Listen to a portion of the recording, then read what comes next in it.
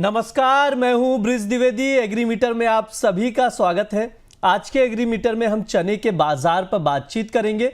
चने पर विस्तार से बातचीत करने के लिए हमारे साथ जुड़ रहे कुंवर जी ग्रुप के डायरेक्टर और हेड रिसर्च रवि देवरा जी। रवि सर, बहुत बहुत स्वागत है आपका द बोनस में और नए साल की आपको हार्दिक शुभकामनाएं। जैसे आपको आपकी टीम एंड जो भी हमारे दर्शक है उसको नए साल की हार्दिक शुभकामनाएं। जैसे आपसे लास्ट ईयर नॉन एग्री के लिए अच्छा गया है, पर्टिकुलर गोल्ड सिल्वर देखे या कॉपर देखे जिसने रिटर्न दिया है, शायद लग रहा है कि अगला साल एग्री का होगा एंड मीन्स के हमारे क्लाइंट को खूब रिटर्न मिले, ऐसी शुभकामनाएं। जी बिल्कुल सर, लग रहा है ये साल एग्री का होगा। हाँ सर, 2026। यस, मीन्स के ये एक अकेला असेट क्लास है जो नहीं चला। एंड मीन्स के अभी तक तो लाइक अल नीनो का, ला नीना का लास्ट फेज चल रहा था। अगर ये फेज पे थोड़ा बारिश में ऊपर नीचे हुआ क्योंकि मौसम थोड़ा डिलेड चल रहा है, तो अगर आगे साल में थोड़ा लेट हुआ बारिश आने में तो शायद लग रहा है कि ये अगले 3 से 6 महीने एग्री के लिए एटलीस्ट अच्छे रहेंगे। जी बिल्कुल। सर, आज के शो में हम लोग चने पर बातचीत करेंगे। इस साल अगर देखा जाए चने की खेती में बढ़ोतरी हुई है, क्या लग रहा है सर? क्या उत्पादन बेहतर रहने की संभावना है? हाँ, जब से ईएलपी अच्छी होगी, सोइंग हालांकि इतना एनकरेजिंग नहीं था इनिशियल नंबर्स, बट बाद में थोड़े नंबर्स सपोर्ट में आ गए। और मीन्स के अगर पेशेंस रखे तो कमोडिटीज भी ऊपर आ सकते, ये इसका क्लियर एग्जांपल है। क्योंकि खेती डेफिनेटली अच्छी हुई, लाइक लास्ट ईयर से इनिशियली सोइंग के डेटा आ रहे थे, उससे हिसाब से लग रहा है कि 2 से 3% की कमी होगी। बट लास्ट मोमेंटम में एक अच्छा सोइंग हुआ क्योंकि प्राइस काफी बढ़ गए। लाइक जो चना 4,500 के ऊपर नहीं जा रहा था, वो चना 5,600 आ गया। तो थोड़ा जो फार्मर्स है उसको एक अट्रैक्टिवनेस आया। और काफी गवर्नमेंट है, एमएसपी के प्राइसेस पे गवर्नमेंट ने काफी यहाँ पे बाइंग भी किया। और इस हिसाब से अच्छा सपोर्ट यहाँ पे मीन्स के फार्मर को एज ए सेंटिमेंट मिला। तो लास्ट फेज में सोइंग अच्छी आई और जो अनसीजनल रेन हुआ, इस हिसाब से सोइंग में परिवर्तन भी हुआ। लोग ने अपनी जो भी क्रॉप थी पुरानी वो निकाल के लास्ट में चना के ऊपर अपना वेट दिया। और प्रोडक्शन के एस्टिमेट हालांकि इतने अच्छे नहीं है जितने लास्ट ईयर देखे, तो करीबन 110 लाख की मार्केट की उम्मीद थी और इतना ही प्रोडक्शन आया। इस टाइम 111 है। तो आई थिंक मीन्स कि इतना ज्यादा मार्केट ऑप्टिमिज्म के साथ नहीं जा रहा है। हालांकि मार्केट ने प्राइस में क्यों इसका नेगेटिव इम्पेक्ट नहीं आया, क्योंकि बेसिकली देखे तो यहाँ पे 3 से 4 साल के अगर प्रोडक्शन की एवरेज देखे तो 2020-21 में 135 लाख टन की बात हुई थी और इतना ही प्रोडक्शन हुआ था। और उस टाइम प्राइसेस 2 साल इस हिसाब से प्राइसेस ऊपर नहीं आ पा रहे थे। आई थिंक ये 2 साल थोड़ा प्रोडक्शन कम हुआ, इस हिसाब से थोड़ी बैलेंस शीट यहाँ पे रिपेयर हो गई। सर, ये हो गई बातचीत। सर, इंपोर्ट के आंकड़ों पर भी अगर नज़र डालें तो इस साल चने के इंपोर्ट में कुछ कमी देखी जा रही है। सर, क्या लग रहा है आगे इंपोर्ट कैसा रहेगा? क्या इंपोर्ट बढ़ेगा? जब से मार्च में गवर्नमेंट ने एक राइट टाइम पे यहाँ पे डिसीजन लिया जहाँ पे गवर्नमेंट ने इंपोर्ट पे 10% ड्यूटी डाली और इसके बाद मार्केट में धीरे धीरे इंपोर्ट कम हुआ। इनिशियल इंपोर्ट ज्यादा था, बट बाद में जैसे ही ड्यूटी आई इस हिसाब से इंपोर्ट में सिग्निफिकेंट गिरावट आई। क्योंकि जितना आर्बिट्रेज था उतना इंपोर्ट ड्यूटी गवर्नमेंट ने यहाँ पे डाल दिया, तो इस हिसाब से आर्बिट्रेज कम हुआ और डोमेस्टिक प्राइसेस को इस हिसाब से एक सेंटिमेंट का सपोर्ट भी मिला और तब से प्राइसेस एक अच्छी जर्नी में चल रहे हैं। तो मेरे हिसाब से इंपोर्ट का कम होना, इंपोर्ट ड्यूटी जो हमने मार्च एंड में इम्पोज की थी, तो इसका एक सबसे ये बड़ा रीजन था जिस हिसाब से हमने ईयर ऑन ईयर बेस पे काफी बड़ा करेक्शन देखा। एंड ग्लोबल मार्केट में सप्लाई भी इतने अवेलेबल नहीं थी और ये भी एक सेकंड रीजन था। हालांकि सबसे ज्यादा रीजन हमें इसको ही मानना चाहिए।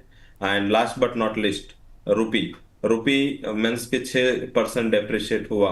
तो रूपी भी मीन्स के जो इम्पोर्टर है उसके लिए एक बड़ा प्रॉब्लम हो गया, क्योंकि 10% की ड्यूटी एडिशनली 6% का रुपये का डिवेल्यूशन मीन्स के करीबन 16% का आर्बिट्रेज हो गया। तो इस हिसाब से मुझे लग रहा है कि ये एक अच्छा डिसीजन भी था और रुपये के वीकनेस की वजह से कुछ आर्बिट्रेज नहीं रहा, उल्टा नेगेटिव आर्बिट्रेज रहा मेरे हिसाब से।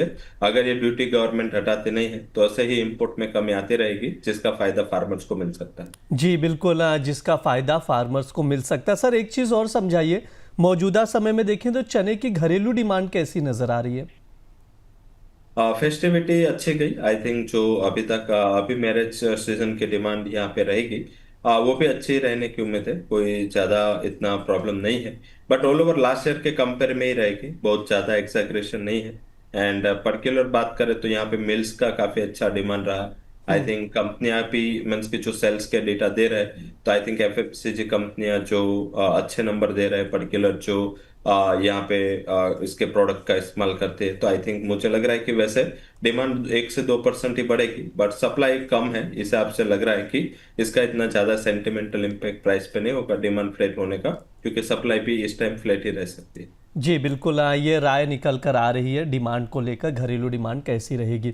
सर आगे बातचीत बढ़ाते हैं, प्राइस आउटलुक की ओर चलते हैं। चने की कीमतों पर हम लोग दबाव देख रहे हैं, देखा भी जा रहा है। डिमांड और सप्लाई को अगर देखें तो आगे भाव रिकवर होगा या दबाव और बनेगा?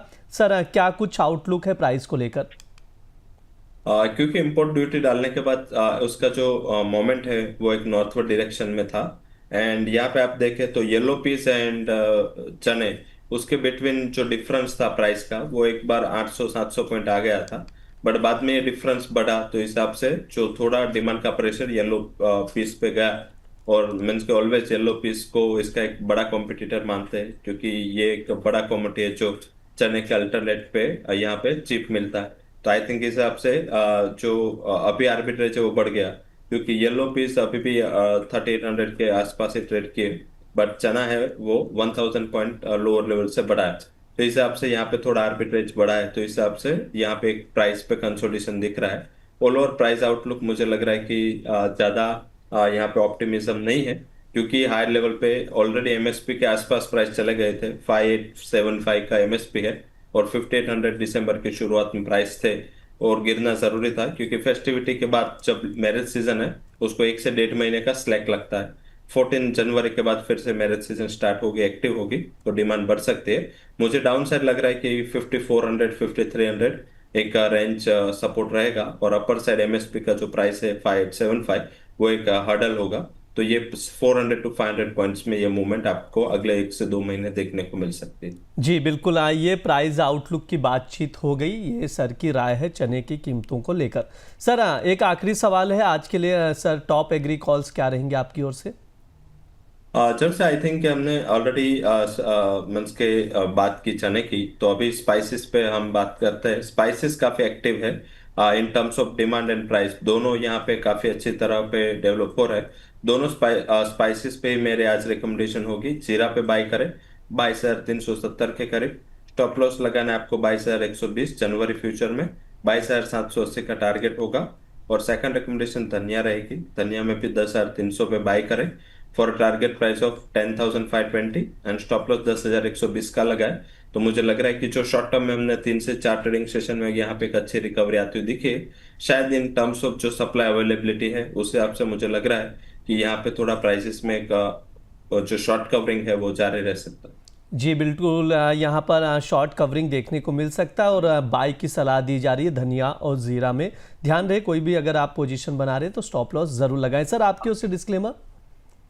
इधर से हमारे डिस्क्लेमर में ऑलवेज स्टॉप लॉस रहता है, तो I think definitely stop loss तो लगाए, एंड जो भी पोर्शन ले उसके पहले आपके जो रिस्क है, क्योंकि डेरिवेटिव मार्केट वोलेटाइल है, तो आप डेरिवेटिव मार्केट में अगर पोर्शन ले रहे हो तो आपको ध्यान रखना चाहिए वोलेटिलिटी का रिस्क होगा। तो इस हिसाब से आपके जो भी फाइनेंशियल एडवाइजर है उसके साथ एक बार कंसल्टेशन जरूर करें। जो भी कमोडिटीज के बारे में हमने चर्चा की है, वो चना हो या स्पाइसेस हो, क्योंकि हम फिजिकल प्लेयर है और हमारा import export and agri warehousing सारा बिजनेस है, तो ये पोर्शन हमारे मीन्स के अकाउंट में, कंपनी के अकाउंट में थ्रू कैश और डेरिवेटिव सेगमेंट हो सकती है, उसका ध्यान रखें। और आई थिंक शो में बुलाने के लिए धन्यवाद, एंड साल का फर्स्ट शो जी हमसे हो रहा है बिल्कुल। और हम आज मिल रहे हैं, तो इस हिसाब से काफी खुशी का माहौल। जी बिल्कुल, सर एक बार फिर से हमारी तरफ से आपको नए साल की हार्दिक शुभकामनाएं, और बहुत बहुत शुक्रिया सर आज के लिए जुड़ने के लिए। आगे भी बातचीत होती रहेगी, आज के लिए बहुत बहुत धन्यवाद। धन्यवाद। ये हमारा एग्रीमीटर शो है, इस दौरान तमाम एग्री कमोडिटीज़ पर बातचीत की जाती है। इस बार चने पर बातचीत की गई है, तो आप लोग भी ये वीडियो ज़रूर देखिए और ज़्यादा से ज़्यादा लोगों तक शेयर कीजिएगा। साथ ही आप लोगों को बता दें, द बोनस आप लोगों के लिए एक वेबिनार का आयोजन करने जा रहा है, जिसमें आप लोग हिस्सा ले सकते हैं। शेयर बाजार में मल्टी बैगर शेयर कैसे खोजें, शेयर को खोजने की तकनीक क्या है, किस तकनीक से एक्सपर्ट्स बेहतर रिटर्न वाले शेयर खोजते हैं, आप भी वो तकनीक जान सकते हैं, आप भी मल्टी बैगर शेयर चुनने के एक्सपर्ट बन सकते हैं। इसके लिए आपको कुछ नहीं करना है, शनिवार के दिन द बोनस के स्पेशल वेबिनार से जुड़ना है। मार्केट एक्सपर्ट रचित खंडेलवाल आपको मल्टीबैगर शेयर चुनने की तकनीक समझाएंगे। इस वेबिनार में जुड़ने के लिए आपको स्क्रीन पर दिए गए QR कोड को स्कैन करना है, तो देर मत करिए। 10 जनवरी शनिवार को जुड़िए, इस वेबिनार में हिस्सा लीजिए। साथ ही आप लोगों को बता दें, द बोनस की टीम लगातार रिसर्च बेस्ड एक्सक्लूसिव और प्रीमियम कंटेंट आप लोगों के लिए ला रही है प्राइम मेंबर्स के लिए। तो आप लोग भी प्राइम मेंबर बनिए द बोनस का और एक्सक्लूसिव कंटेंट का एक्सेस पाइए। फिलहाल के लिए इस शो में इतना ही। आप लोग बने रहिए द बोनस के साथ। धन्यवाद।